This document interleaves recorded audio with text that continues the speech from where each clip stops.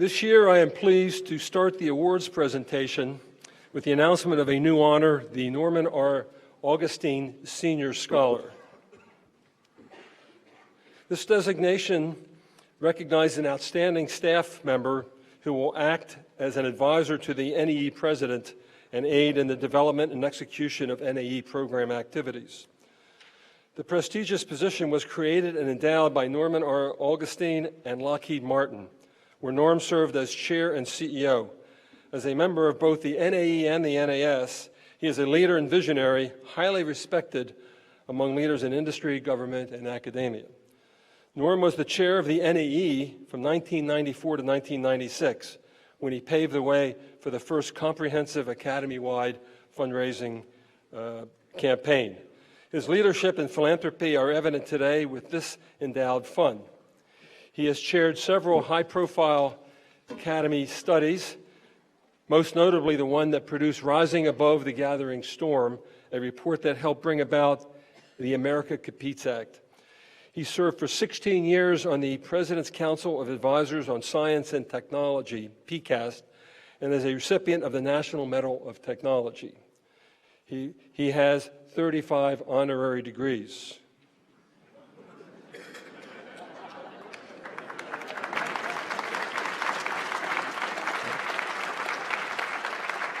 And all I can say to that, Norm, is there are a lot of people asking you for money. We are deeply grateful to Norm for his vision and generosity in creating and endowing the position. Norm Augustine, would you please come to the stage?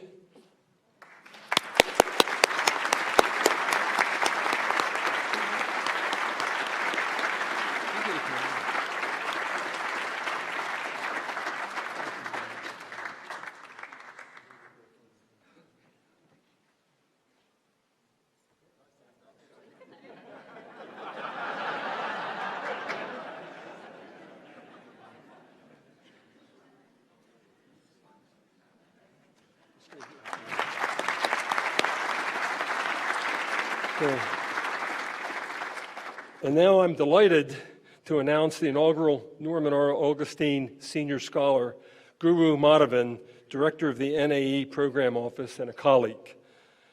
As the Augustine Scholar, Guru will advance the NAE's programmatic activities aimed at enhancing public awareness of the engineering profession and its contributions to society and providing input to strategic initiatives of the NAE.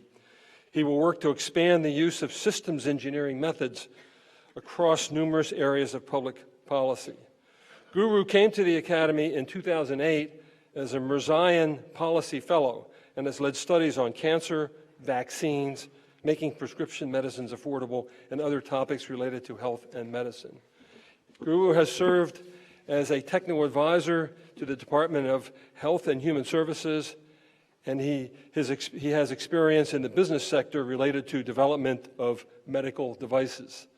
He also served as vice president of IEEE and has authored or edited 10 books. He is a systems engineer by background with a PhD in biomedical engineering.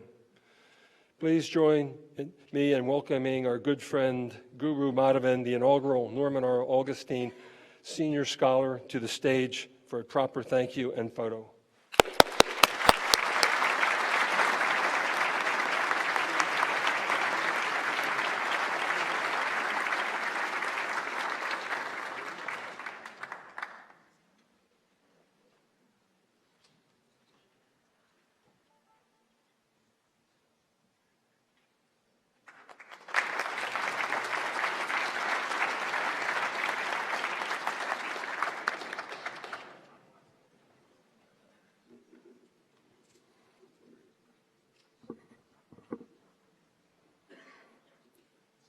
Now we turn to the presentation of the two oldest and most prestigious NAE honors for individual achievement, the Cyma Remo Founders Award and the Arthur M.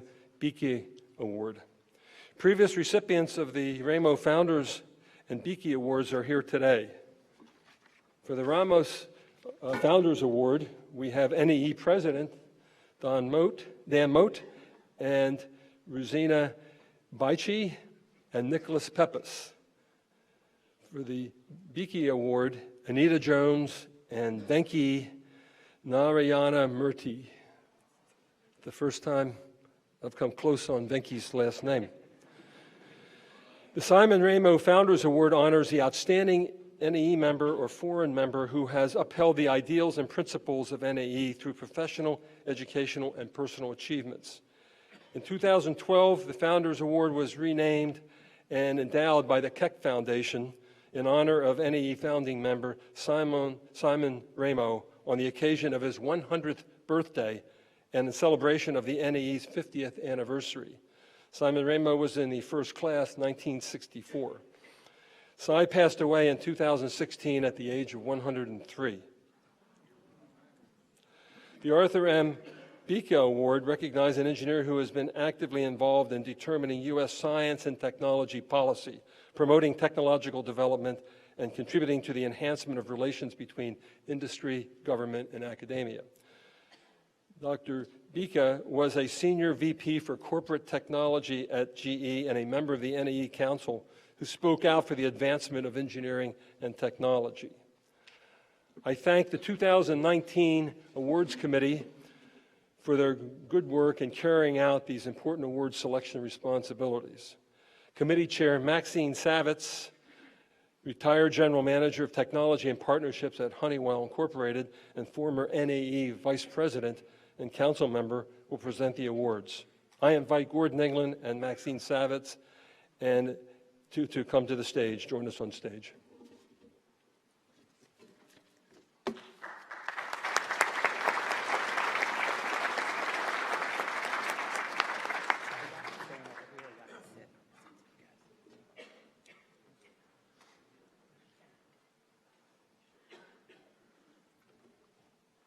Thank you, John.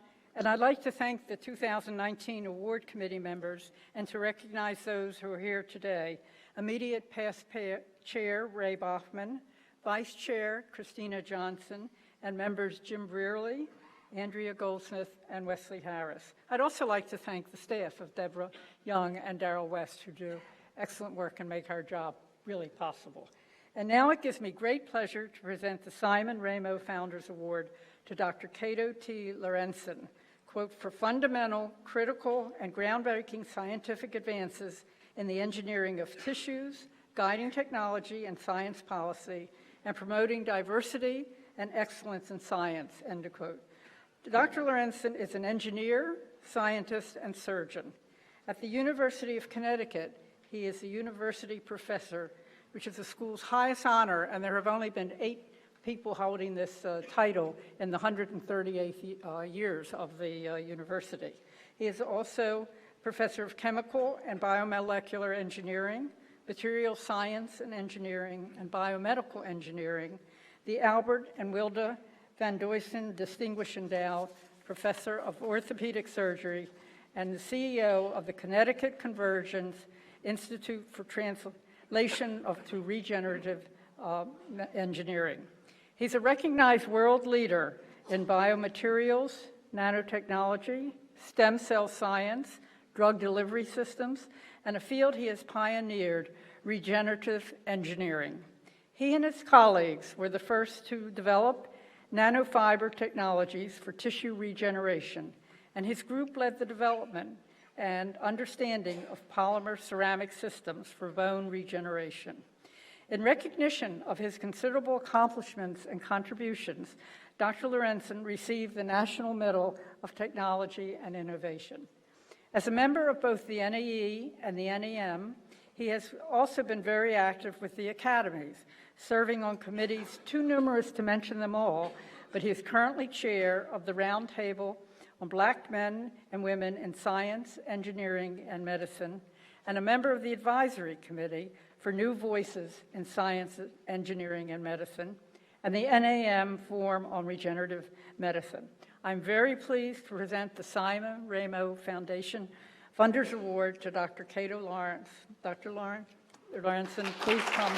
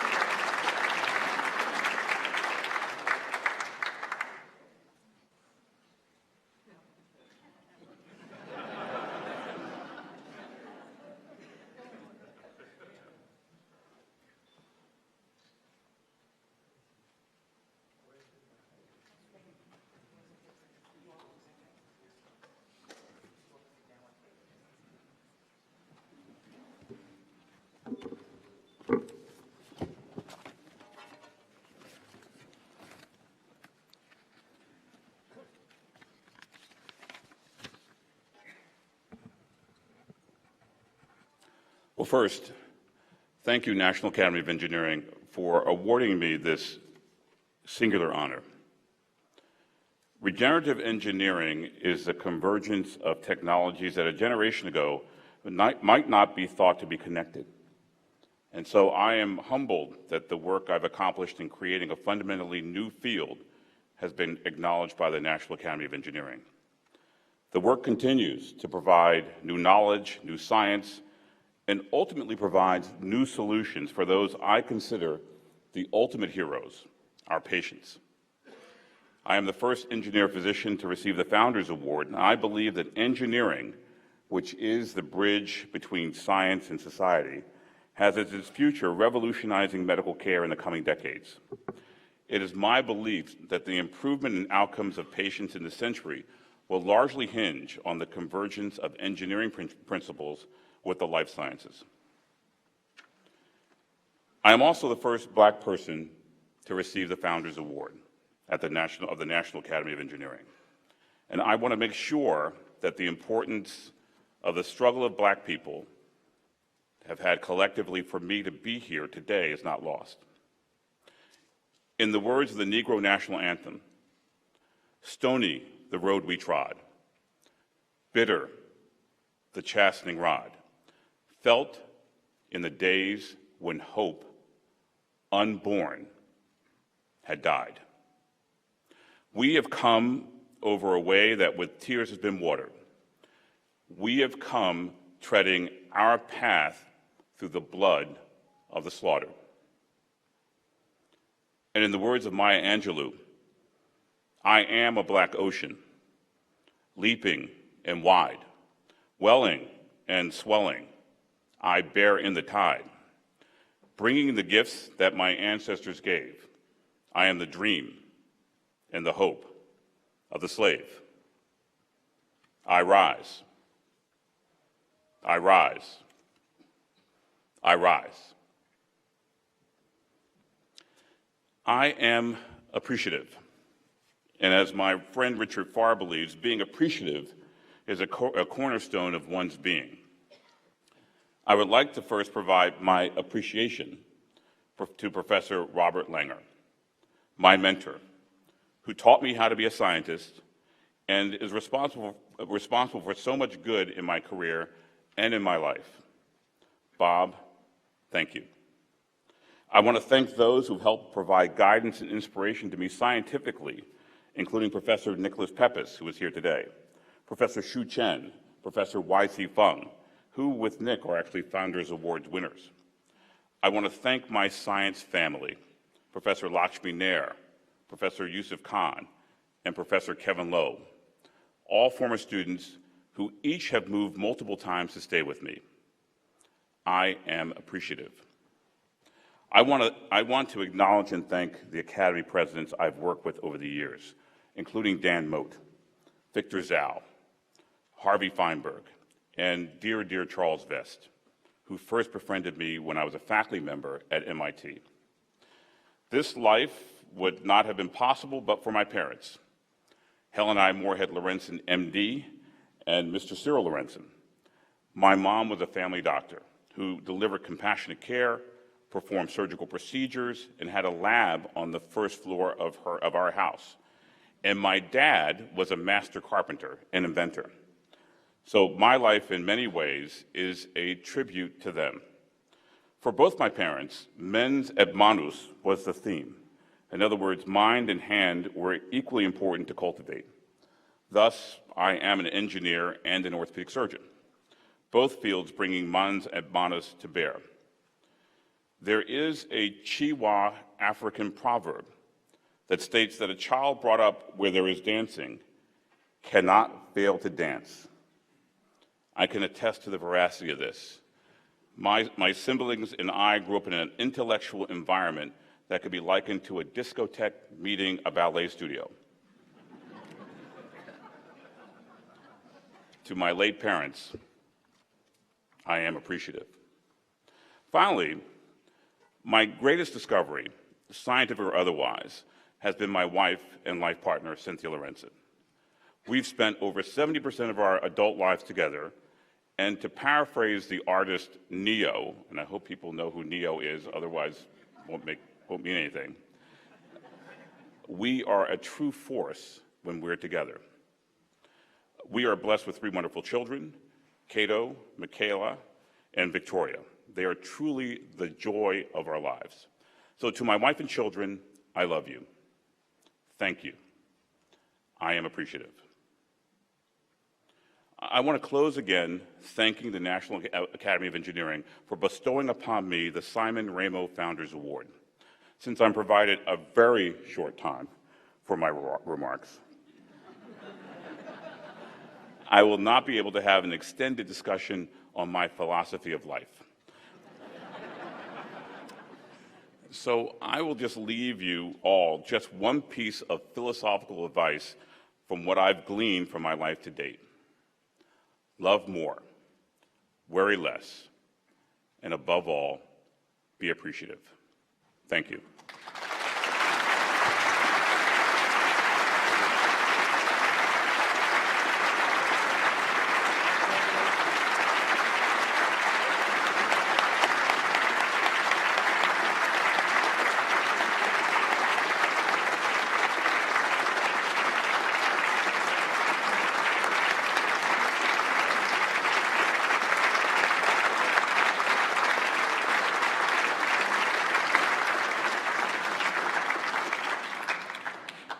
Thank you for your wonderful remarks. Well, I'm very pleased to announce that Dr. Redrick Ivan Pettigrew is the 2019 recipient of the Arthur M. Biko Award for, quote, leadership at the NIH and for academic and industrial conversion, research, and education, resulting in innovation that have improved our global health. Dr. Pettigrew is the CEO of Engineering Health, known as N-Health, and Executive Dean for Engineering Medicine, known as NMed, at Texas A&M and Houston Methodist Hospital. N-Health is an innovative initiative to holistically integrate engineering in all the colleges of a university that are part of the healthcare enterprise. NMed integrates engineering and medical training to develop new kind of engineering-minded physician, a physicianeer, and he invents solutions to healthcare problems. An invention is required of every NMed graduate who earns both an MD and a Master's in Engineering degree in 4 years. As founding director of the NIH National Institute of Biomedical Imaging and Bioengineering from 2002 to 2017, Dr. Pettigrew oversaw $5 billion in research investments and built it into a signature NIH Institute for Emerging Medical Technologies. His expertise is in health technologies developed from the convergence of the life sciences, physical sciences, and engineering, spanning nanotechnology, regenerative medicine, and point-of-care technologies. He's known internationally for his pioneering work involving 4-dimensional MRI imaging of the cardiovascular system. His accomplishments have been recognized by the election to both the NAE and the NAM, as well as the National Academy of Inventors and the Indian National Academy of Sciences as a foreign member. His Academy Committee services include chairmanship of the Bioengineering Section Peer Committee and member service on the NAE Committee on Membership, the Russ Prize Committee, the NAE Special Nominating Committee, the NAM Steering Committee for Health Longevity Challenge Awards, and the NAM Forum on Neuroscience and Nervous System Disorder. Please join me in welcoming Dr. Pettigrew to the stage to accept the Biko Award.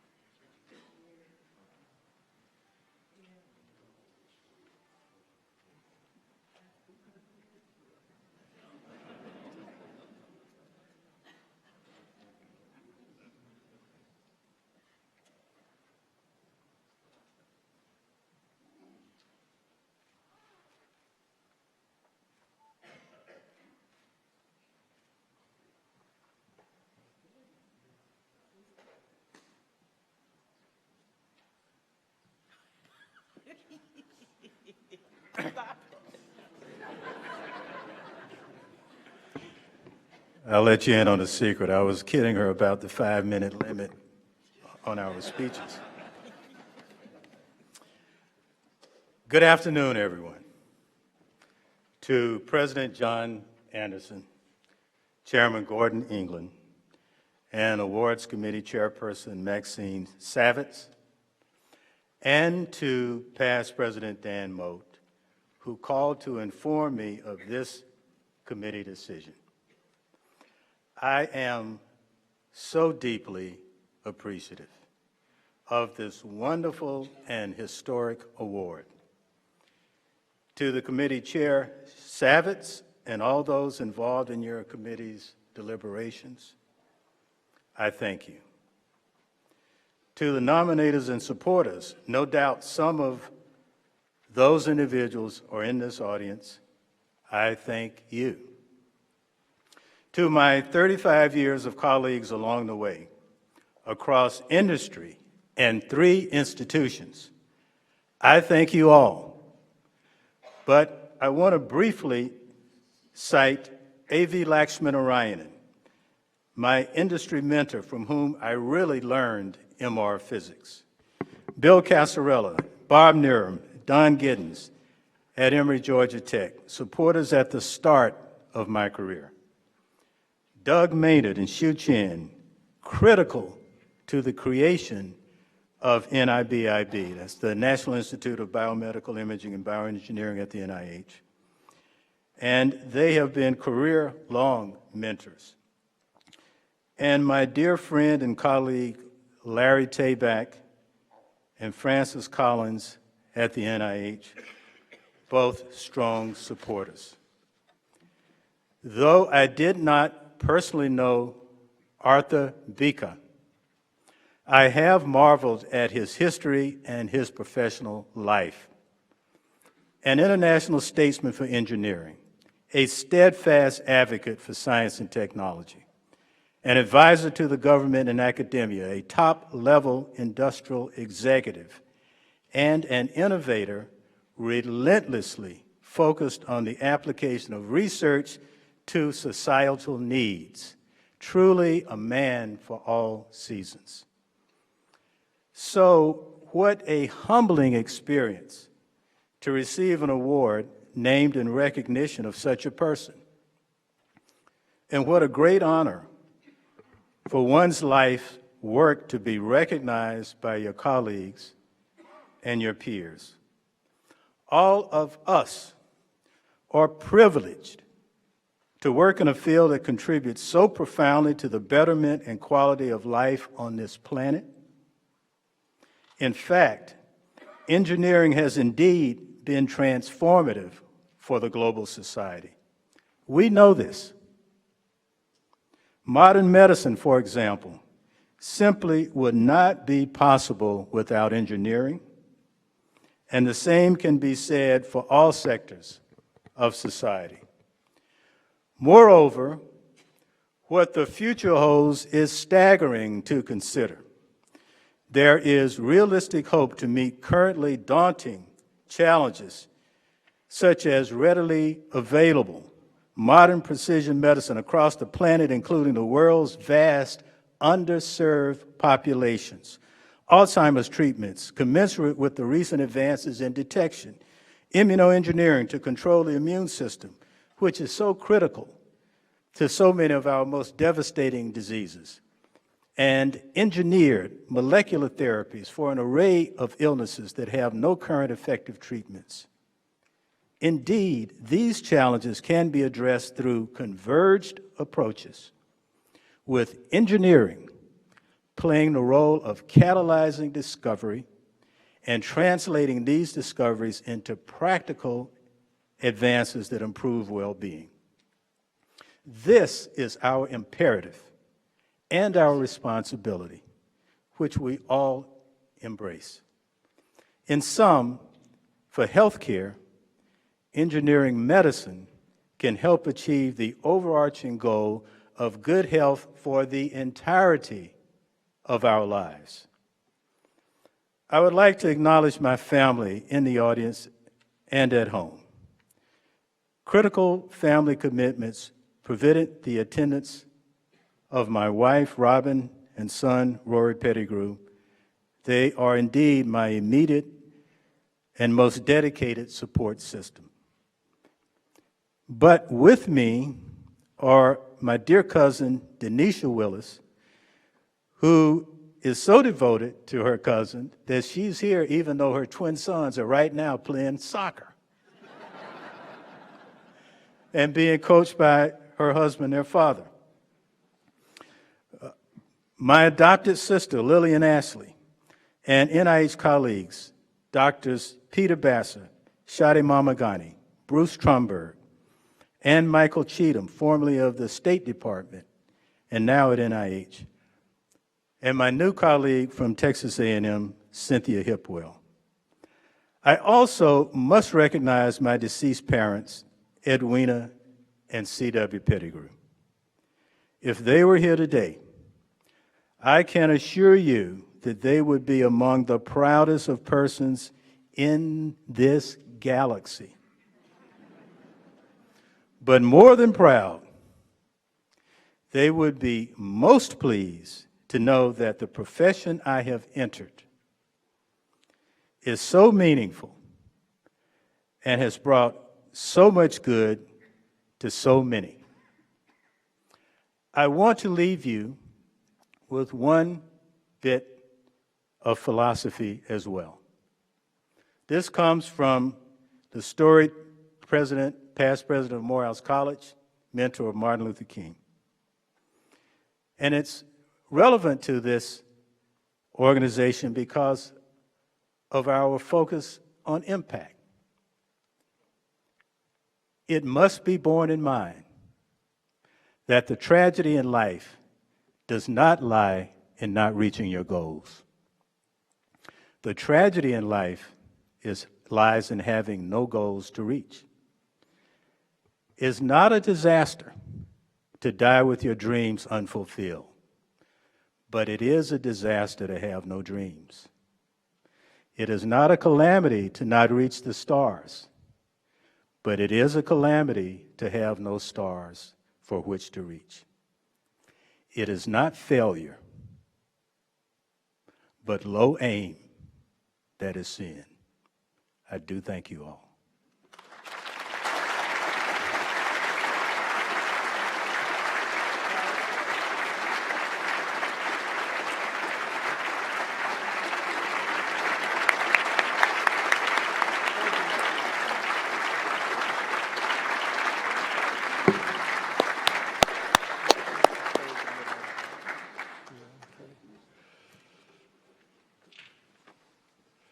Thank you. That concludes our Remo Founders and Biko Award presentations. Congratulations again to Cato Lorenzen and Rod Pettigrew, our newest NAE Award recipients. And thank you, Maxine Savitz, for leading the presentation and for chairing the committee. You did a great job. It is now time for the Bernard M. Gordon Prize for Innovation in Engineering and Technology Education recipient lecture. The prize, endowed by a generous gift from the Gordon Foundation, is named in honor of NAE member Bernard M. Gordon, I don't know what I'm saying, former chair of the Neurologic Corporation. This award recognizes innovative education, modalities in curricular design, teaching methods, and technology-enabled learning that strengthens students' capabilities and inspire them to become engineering leaders. Half of the $500,000 prize is shared equally by the recipients, and the other half is presented to their university to support the continued advancement of the award-winning program. In January, the NAE announced the winner of the 16th Gordon Prize. It went to Paul J. Benkesser, Joseph M. Ledoux, and Wendy C. Newstetter for fusing problem-driven engineering education with learning science principles to create a pioneering program that develops leaders in biomedical engineering. The three winners are from the faculty members in the Wallace H. Coulter Department of Biomedical Engineering a joint program of the Georgia Institute of Technology and Emory University. With the help of scientists who specialize in learning and engineering educators, the program is designed to foster the next generation of leaders in biomedical engineering who will play an integral role in improving health and well-being worldwide. As part of the curriculum, students experience problem-driven learning, which replicates in class the industry environment that graduates will face as future industry leaders. Please welcome to the podium Dr. Wendy Neustetter, who will speak about this exemplary engineering education program. Dr. Neustetter.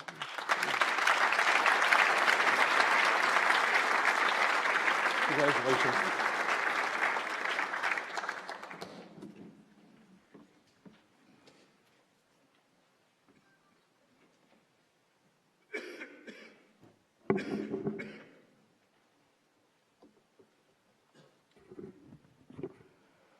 Good afternoon. Thank you, Dr. Anderson. On behalf of the Department of Biomedical Engineering at Georgia Tech and all of the people who have worked to make this possible, we would like to thank you, National Academy of Engineering, for this prestigious recognition. Our department consists of so many people that have been responsible for making this happen, including previous leaders, Don Giddens, Ajit Yoganathan, Larry McIntyre, and our current chair, Susan Margulies, to name a few.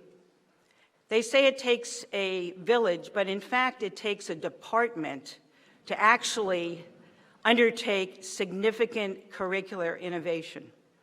And that's what we have tried to do in the Department of Biomedical Engineering at Georgia Tech. You should know I am not an engineer.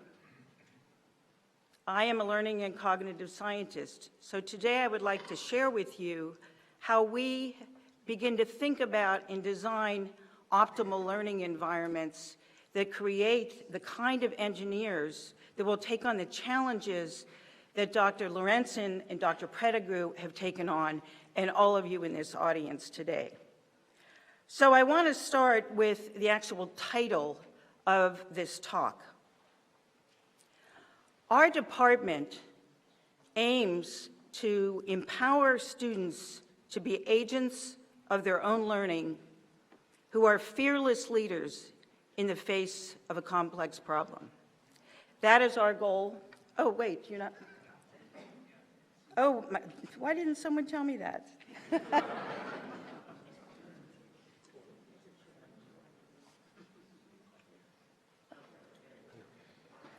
Thank you. No one raised their hand. No one said anything. You're like these passive students we're trying to get rid of.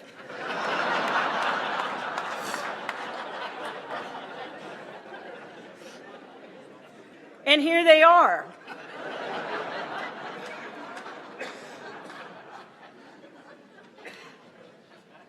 Actually, that was staged. No, I'm just kidding.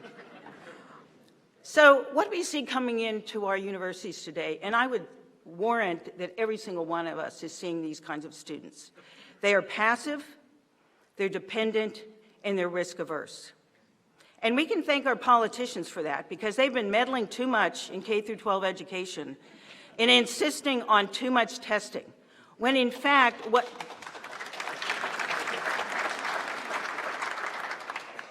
students should be doing is learning critical thinking skills, design skills, anything but test taking.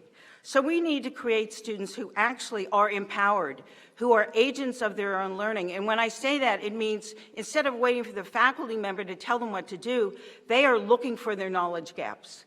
They are actually trying to figure out, what do I need to learn next, and to what depth? And we want them to be fearless. So many students today are just terrified of failure, and we have to remedy this. So something has to happen. Some kind of a catalysis has to happen in between, which is very significant learning experiences that will do this kind of transformation. Is it going to happen here? No, because this is really what's happening here.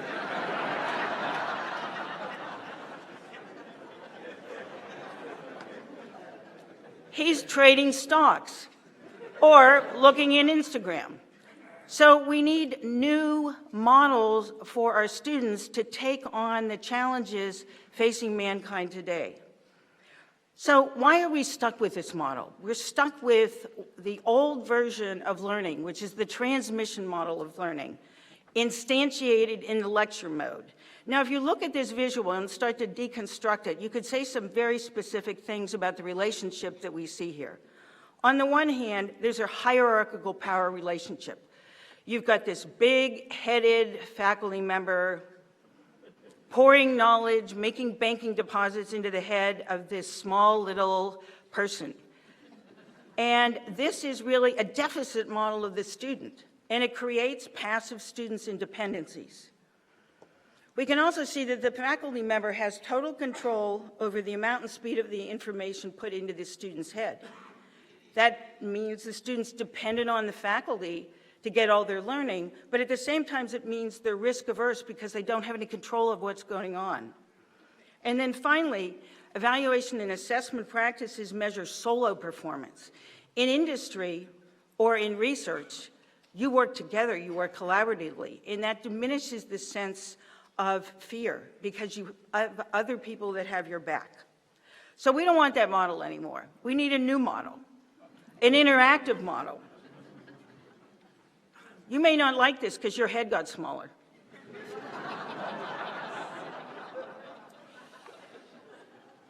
And not only that, you're not the only one that controls the flow of information.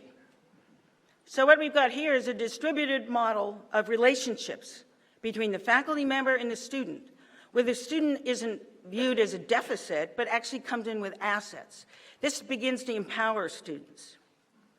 Student has control of the knowledge input, the amount, the source, how much, from where. So they become agents of their own learning. They don't wait for you to say chapter 4 on Thursday.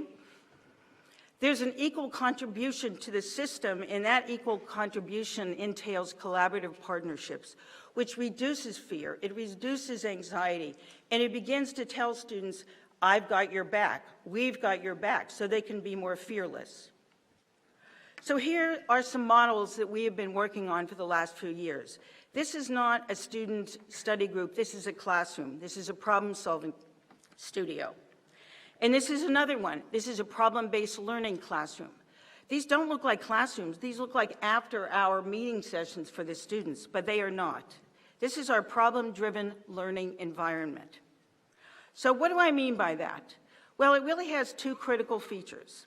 One, it has a problem of a very specific kind. It's real world, it's ill-structured, and it's complex. So it's not a problem set. It's not something they're doing in the back of the textbook. It's something that approximates a real-world dilemma that they may encounter as practicing engineers or researchers in the future. We need an environment, a very specific kind of environment that's collaborative, supportive, and apprenticed. So the first one I want to talk about is the problem-solving studio, which we evolved over several years. The problem-solving studio is less structured and more complex. So just to help you understand this, here's a very typical engineering problem. Thank God I didn't study engineering. This would have been the end of it for me. I would have left at this one. Now, we take that problem and we turn it into this problem. How much energy do we lose per day by breathing? Now, that's the same problem, but think about how different that is. Think about how much you are making a student dependent by giving them the first one rather than the second one. So what kind of environment do we design that allows students to take on those kind of problems? Well, first of all, we put them in pairs, and we make them work together, collaboratively, interactively, on an old-timey blotter pad. So they have to work with this other person, and they have to work using this same space together. And then we put them at a table with two more students. So now we have a configuration of dyads and quads at a table. And now an undergraduate TA shows up when they're called over, and helps them figure out what to do next. And sometimes the faculty member comes over. So we have a multiple parallel and rapidly switching form of interaction that we've designed in the classroom.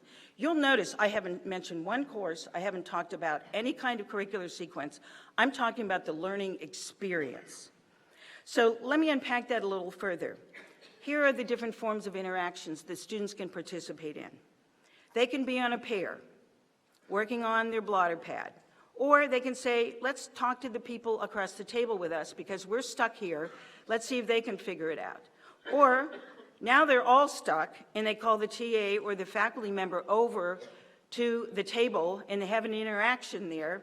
Or every now and then, the faculty member who's cruising around the room looking at these large blotter pads so they can see how students are doing suddenly says, let's stop. I can see everyone's stuck right now. And he can give a mini lecture, she can give a mini lecture at that moment.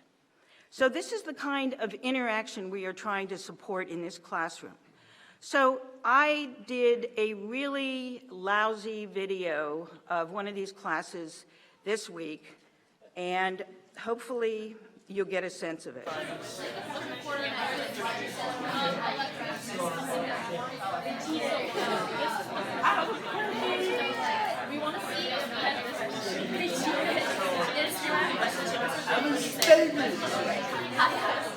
Stand up without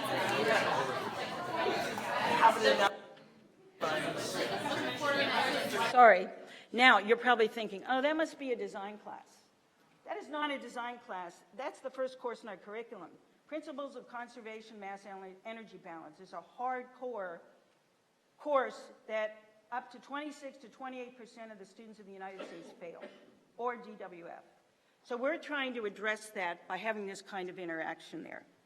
The second kind of learning experience I want to talk about is the problem-based learning environment. This is a problem that my students worked on last semester. Parkinson's disease affects 1% of humans over 60. More precise information about motor fluctuations over a day could help with dosing, or it could provide a control signal for adaptive brain stimulation approaches. An ideal device would capture the speed of movement, degree of stiffness, kind of tremor, minimize artifact size, and identify times over the day characterized by motor dysfunction.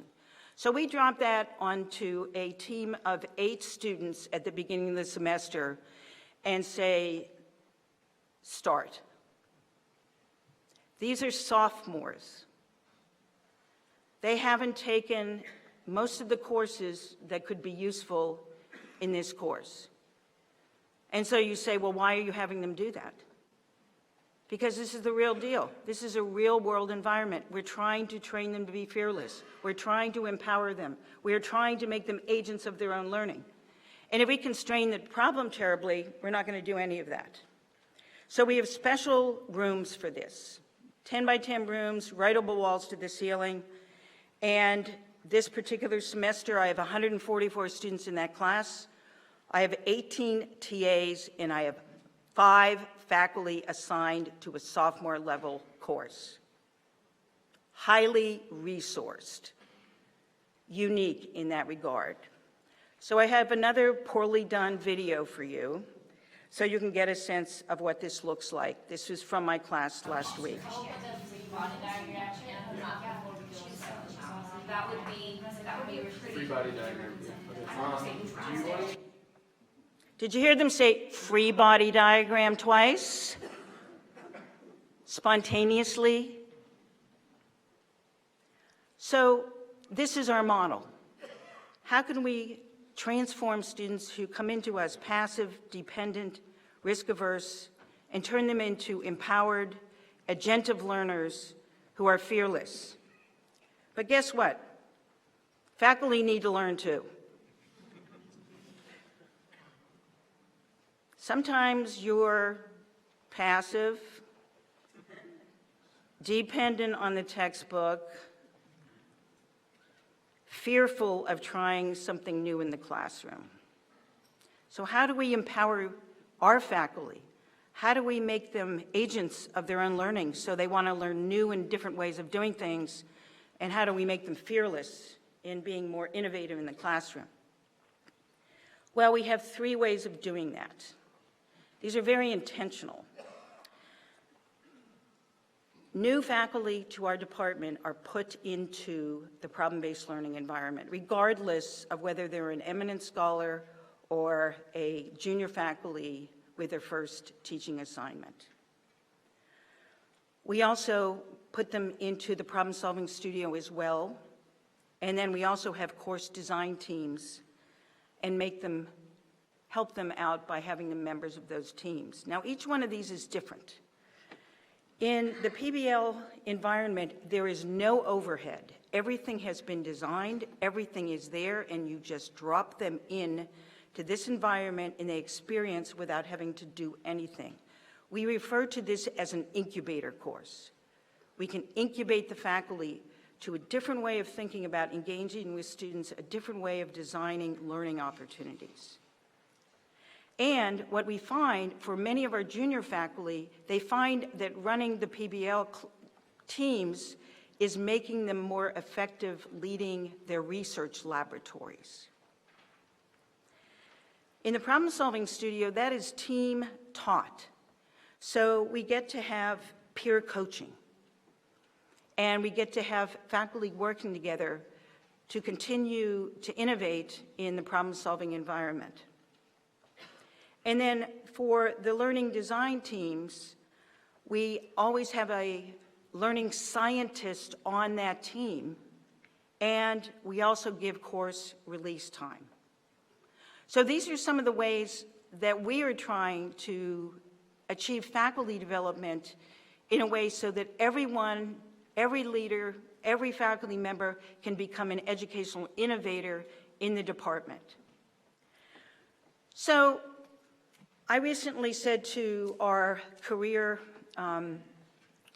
and outreach director, do you know why industry hires our biomedical engineering students from Georgia Tech and Emory? So she sent out an email to some of the top biomedical engineering companies in the United States, and this was the kind of response that she got. We hire Georgia Tech BMEs for their experience in discussing and proposing solutions for real-world problems. Rather than just studying theory and completing standard labs with generic problems, students are exposed to problem-based learning to show them engineering of real solutions in the healthcare industry.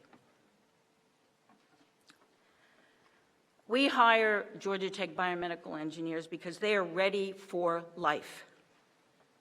They work hard for their achievements, can deal with success as well as failure, and have a moral compass that enables them to preserve their individual integrity while pursuing higher goals. Finally, these opportunities, educational, provide them with a different level of maturity that is hard for students to have without real-world experience.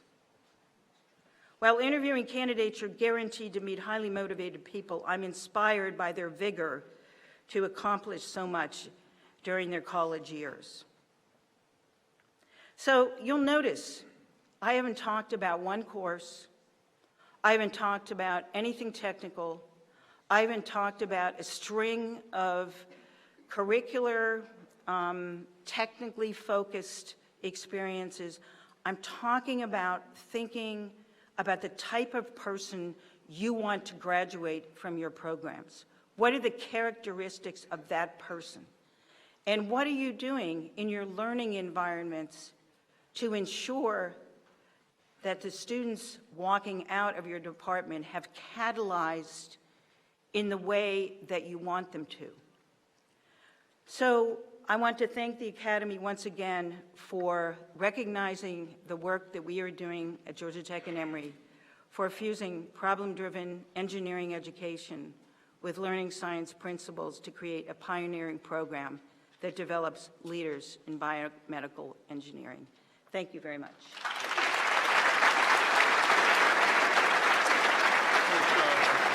Very good, very good. It was I'm fine. caught in some of the situations. I know. What's that? I'm caught in some of